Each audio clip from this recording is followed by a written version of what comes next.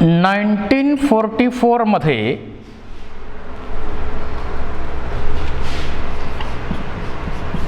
ॲव्हरी, मॅकलोड,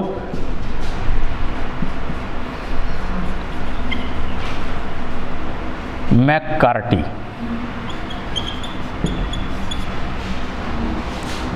या 3 सायंटिस्टनी जो ग्रिफिथचा एक्सपेरिमेंट आहे की ज्याच्यामध्ये अनएक्सपेक्टेड रिझल्ट मिळालेले आहेत,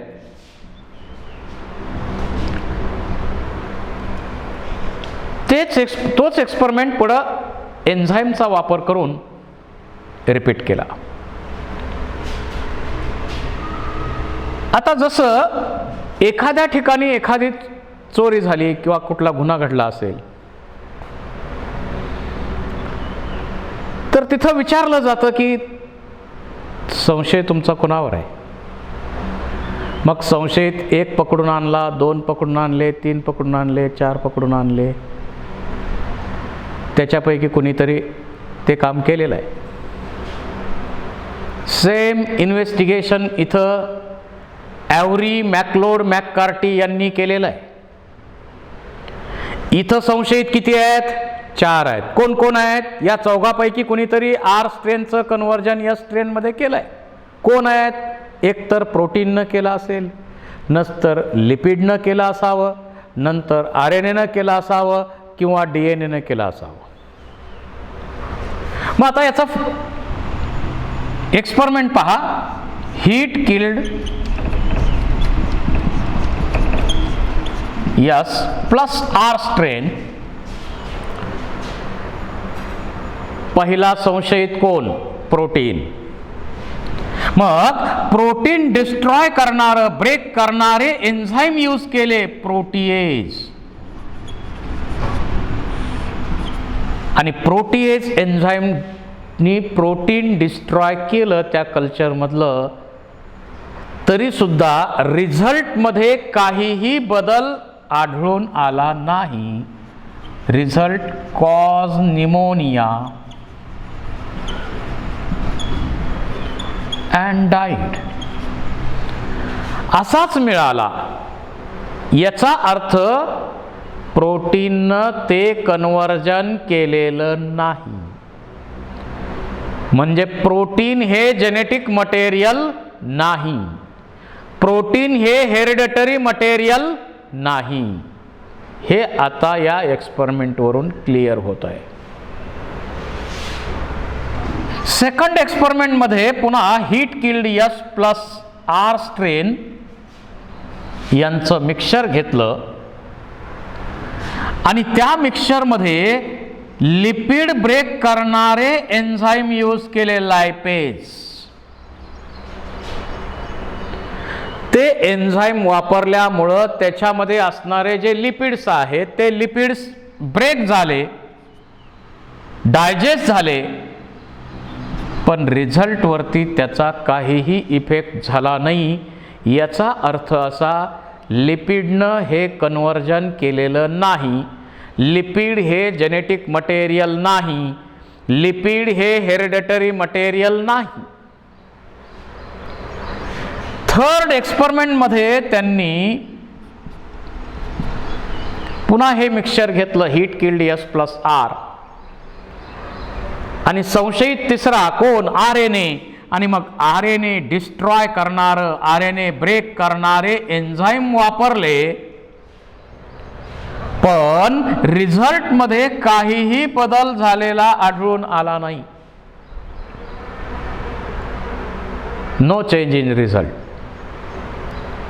याचा अर्थ असा की हे कन्व्हर्जन RNAनं सुद्धा केलं नाही. आता बघा, 4च संशयित आहेत, प्रोटीन, लिपिड, DNA, RNA. यापैकी तिघांचं तर इन्व्हेस्टिगेशन आपण केलंय, त्यांच्यावरचा संशय खोटा आहे, त्यांनी हे काम केलेलं नाही. राहिला एकच संशय बळावला, कोण? DNA. एकच राहिला. पुन्हा heat killed S plus R याचं मिक्सचर घेतलं आणि DNA डिस्ट्रॉय करणारं, डायजेस्ट करणारं एन्झाईम यूज केलं.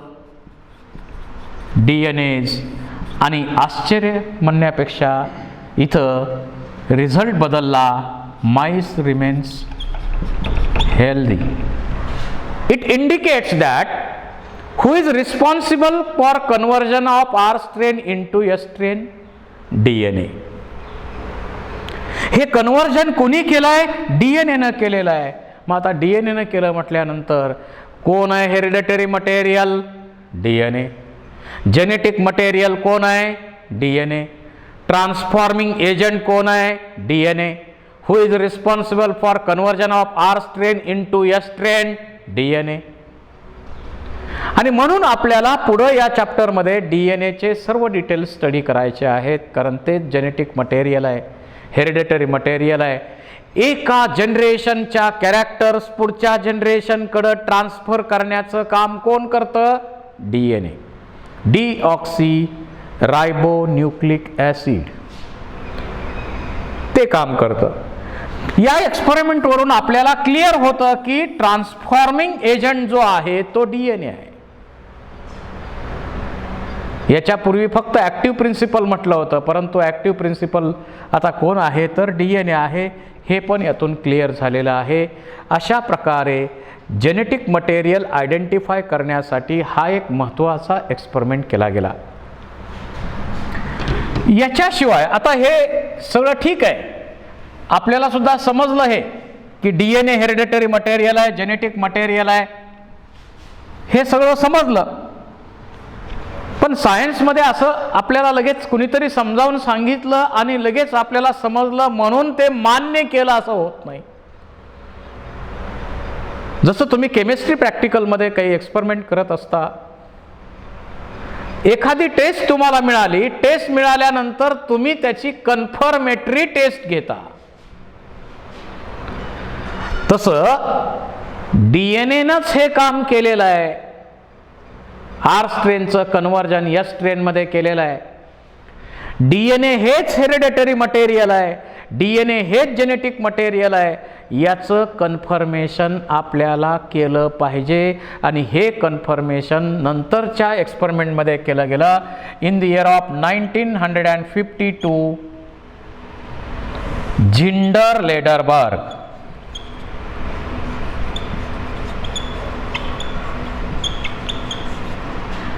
आणि त्याचबरोबर हर्शे अँड चेस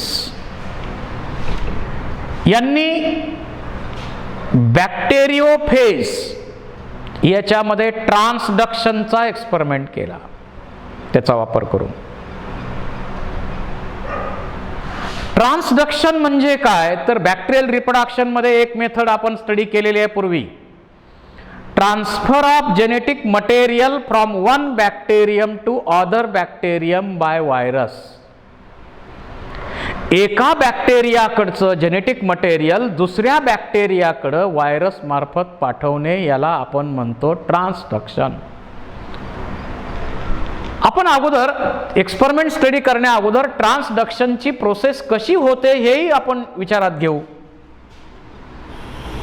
तुम्हाला तर माहिती आहेत व्हायरसेस 3 टाईपचे असतात. प्लांट व्हायरसेस, ॲनिमल व्हायरसेस आणि बॅक्टेरियल व्हायरसेस. आता जे व्हायरसेस बॅक्टेरियामध्ये इन्फेक्शन करतात ते बॅक्टेरियल व्हायरसेस झाले, त्याला बॅक्टेरियोफेजेस आपण म्हणतो. हा बॅक्टेरियोफेज पहिला त्या बॅक्टेरियाच्या सेलला अटॅच होणार.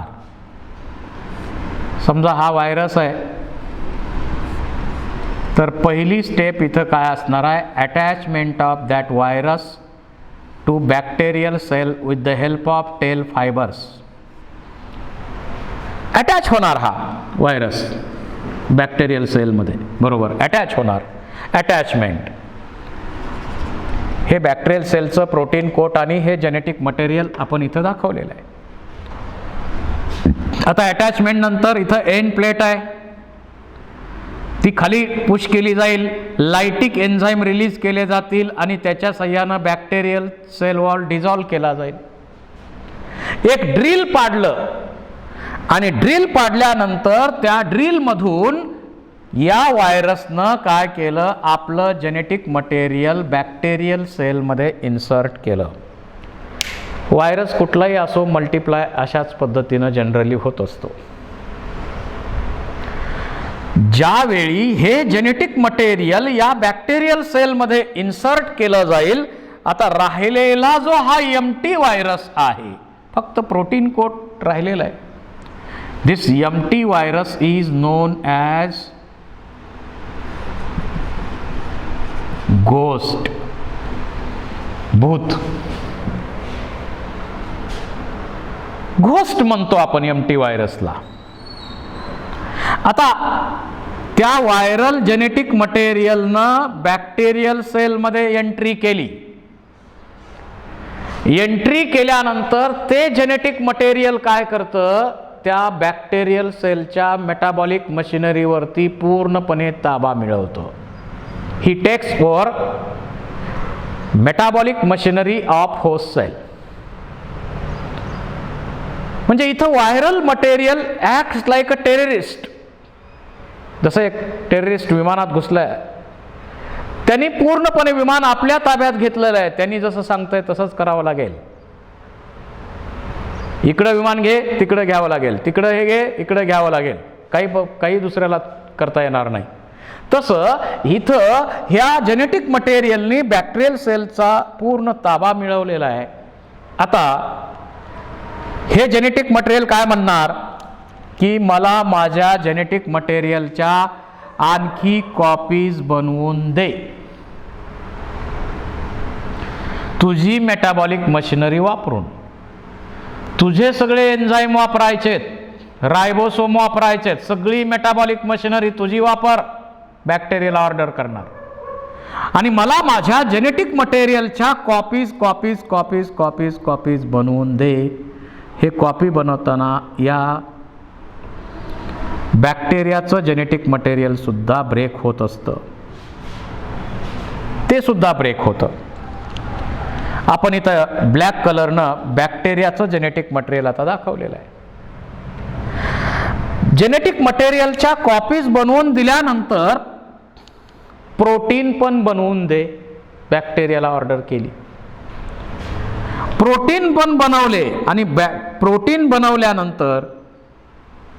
बनवल्यानंतर हेड बनवलं, टेल बनवलं, त्याची असेंबली केली आणि असेंबल करून मग याच्या भोवती प्रोटीन कोट बनलं. नवीन व्हायरस बनला,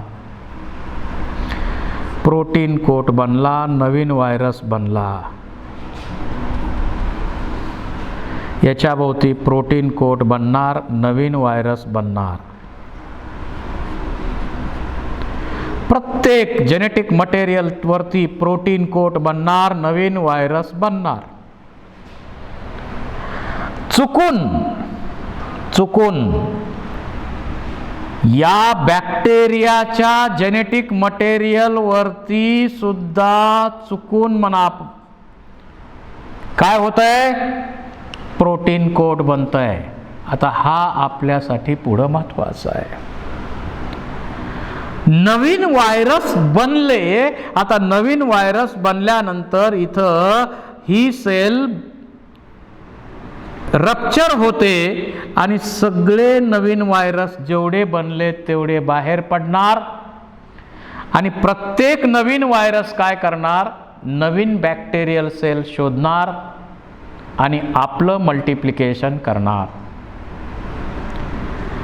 आता बाकीचे व्हायरस काय दुसऱ्या बॅक्टेरियाला इन्फेक्शन करून आपलं मल्टिप्लिकेशन करतील, परंतु हा जो व्हायरस आहे की ज्या व्हायरसमध्ये बॅक्टेरियल सेलचं DNA आहे, बॅक्टेरियल सेलचं जेनेटिक मटेरियल आहे, हा व्हायरस आपल्यासाठी इथं महत्वाचा आहे. हा व्हायरस की ज्याच्याकडं बॅक्टेरियल सेलचं जेनेटिक मटेरियल आलंय, त्याच्यामध्ये तशी पॅथोजेनिक कॅपॅसिटी आहे का, नाही आहे. ती कॅपॅसिटी नाही आहे, कारण व्हायरल नाही आहे ते जेनेटिक मटेरियल. मग हा व्हायरस ज्यावेळी नवीन बॅक्टेरियल सेल शोधणार, तो शोधण्याचं काम करणारच आहे. ही बॅक्टेरियल सेल आहे, ही बॅक्टेरियल सेल शोधली यानं, अटॅचमेंट केली, अटॅचमेंट केल्यानंतर नेहमीप्रमाणे आपलं जेनेटिक मटेरियल जे आहे ते जेनेटिक मटेरियल काय होणार, इन्सर्ट होणार. आता मी जरा वेगळ्या कलरनं दाखवतो इथं. आता इन्सर्ट झाल्यानंतर हे जेनेटिक मटेरियल काय व्हायरसचं आहे का, नाही. हे जेनेटिक मटेरियल कशाचं आहे, एका बॅक्टेरियाचं आहे. मग हे जेनेटिक मटेरियल बॅक्टेरियाचं असल्यामुळं हे जेनेटिक मटेरियल त्या बॅक्टेरियल सेलचा पूर्ण ताबा मिळवल का, नाही मिळवणार, नाही मिळवणार. होस्टची मेटाबॉलिक मशिनरी पूर्णपणे आपल्या ताब्यात घेईल का, नाही घेणार. मल्टिप्लिकेशन करायला लावेल का, नाही करणार. मग काय होईल, that genetic material can integrate with bacterial cell. या बॅक्टेरियल क्रोमोसोममध्ये ते जेनेटिक मटेरियल ॲड झालं आणि या क्रोमोसोममध्ये नवीन कॉम्बिनेशन बनलं. यालाच आपण काय म्हणतो, रिकॉम्बिनेशन. आणि बॅक्टेरियामध्ये रिकॉम्बिनेशनचा हा एक टाईप आहे. आता इथं काय झालंय, एका बॅक्टेरियल सेलकडचं जेनेटिक मटेरियल दुसऱ्या बॅक्टेरियल सेलकडं ट्रान्सफर झालं. आवाज यायला लागला. एका बॅक्टेरियल सेलकडचं जेनेटिक मटेरियल दुसऱ्या बॅक्टेरियल सेलकडं ट्रान्सफर झालं. कुणामार्फत झालं, एका व्हायरस मार्फत झालं. So transfer of genetic material from one bacterium to other by bacteriophage, it is called as transduction. या प्रोसेसला आपण ट्रान्सडक्शन म्हणतो. आपल्याला फक्त टर्म असेल ट्रान्सडक्शन एक्सपेरिमेंट केला, पण ट्रान्सडक्शन एक्सपेरिमेंट काय आहे, ट्रान्सडक्शनची प्रोसेस काय आहे, हे सुद्धा आपल्याला माहीत असणं गरजेचं आहे. म्हणून आपण त्याची अगोदर चर्चा केलेली आहे. आता ॲक्च्युअल जो एक्सपेरिमेंट केला यांनी, हार्शे चेस यांनी जो एक्सपेरिमेंट केला तो एक्सपेरिमेंट बघू. त्यांनी काय केलं, बॅक्टेरियोफेज घेतला,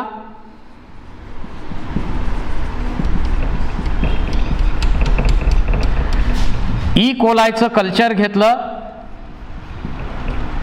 कारण जेनेटिक्सच्या एक्सपेरिमेंटसाठी सर्वात पॉप्युलर यूज केली जाणारी बॅक्टेरिया कोणती, ई कोलाय. एशेरिशिया कोलाय हे त्याचं सायंटिफिक नेम आहे. शॉर्टमध्ये आपण ई कोली म्हणतो त्याला. आणि त्यांनी रेडिओ ॲक्टिव्ह आयसोटोप घेतले. फॉस्फरसचा P32 हा आयसोटोप घेतला. You know, phosphorus is the most important content of or constituent of DNA or nucleotide. DNA मध्ये फॉस्फरस हा महत्वाचा आहे आणि त्यातला फॉस्फरस लेबल्ड केला, आयसोटोपिक केला. आणि प्रोटीन मध्ये सल्फर तो S35 बनवला. प्रोटीनचा एक कंटेंट लेबल केला आणि इकडं DNA मधला फॉस्फरस लेबल्ड केला. अशा प्रकारे त्यांनी लेबलिंग करून घेतलं, आयसोटोपिक कंपाऊंड घेतले. आपण आयसोटोपिक कंपाऊंड लिव्हिंग ऑर्गॅनिझमच्या स्टडीमध्ये का वापरतो? जसं गृहीत धरा की माझ्या बॉडीमध्ये आता ऑक्सिजन जातोय, तो ऑक्सिजन नेमका बॉडीमधून कसा कसा कसा कुणीकडे जातोय हे आहे तसं माझ्याकडे पाहून तुम्हाला दिसणार का?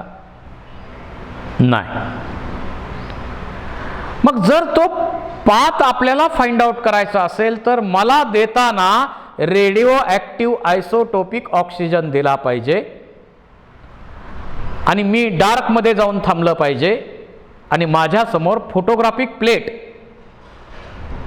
ठेवली तर तो जो रेडिओ ॲक्टिव्ह ऑक्सिजन असेल, रेडिओ ॲक्टिव्ह एलिमेंट आहेत ते काय करणार, रेडिएशन इमिट करणार. ते फोटोग्राफिक प्लेटवरती आपल्याला दिसणार. पुढं आपण DNA फिंगरप्रिंटिंगमध्ये जे ऑटो रेडिओग्राफी करणार आहे, कुठं जरी रेडिओग्राफी करायचं असेल तरी त्याचं बेसिक प्रिन्सिपल हेच आहे. तर इथं एक्सपेरिमेंटमध्ये आपण काय केलेलं आहे, 2 लेबल्ड एलिमेंट केलेले आहेत, P32 DNAचं आणि प्रोटीनचं S35 हे लेबल केलं आहे. आता एक्सपेरिमेंट सोपं आहे. पहिल्या एक्सपेरिमेंटमध्ये काय केलं आहे, समजा ही बॅक्टेरियल सेल घेतलेली आहे, आपण कलर बदलू. आता यावरती हा व्हायरस अटॅक करतोय, हा व्हायरस अटॅक करतोय. या व्हायरसमध्ये एक कल्चर त्यांनी घेतलं की त्या कल्चरमध्ये जे काही व्हायरस घेतले त्या व्हायरसचं फॉस्फरस P32 म्हणजे P32 हे लेबल्ड फॉस्फरस असलेलं एक कल्चर मिळवलं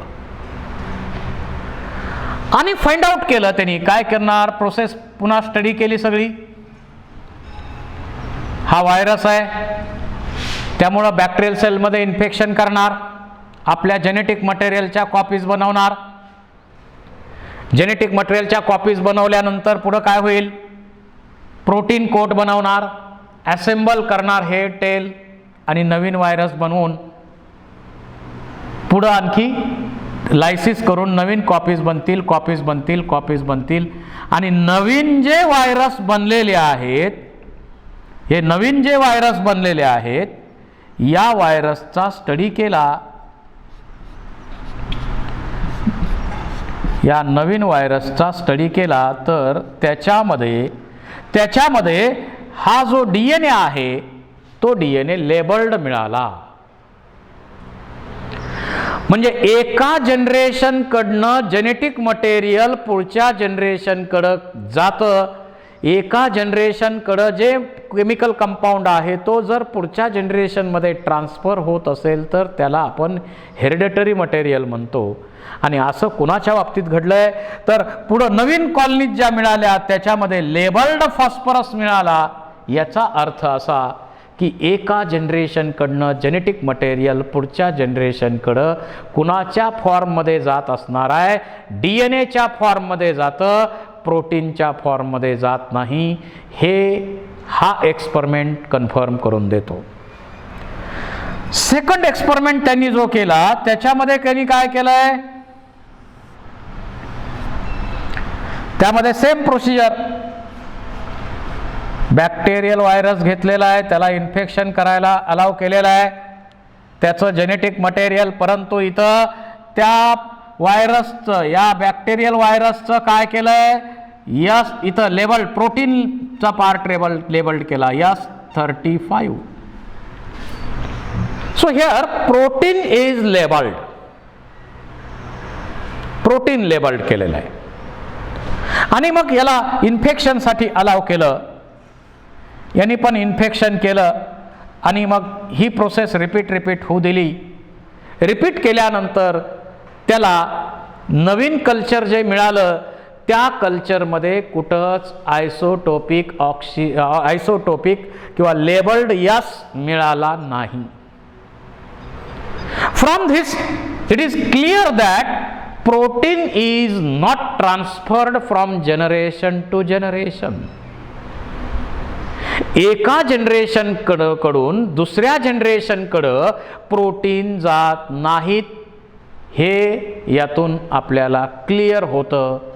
म्हणजे यांनी कन्फर्म केलं, जर आपण पहिल्या एक्सपेरिमेंटमध्ये फॉस्फरस जो DNAचा आहे तो लेबल्ड केला तर पुढं कल्चर करत गेलो तर त्या कल्चरमध्ये आपल्याला लेबल्ड फॉस्फरस मिळतोय.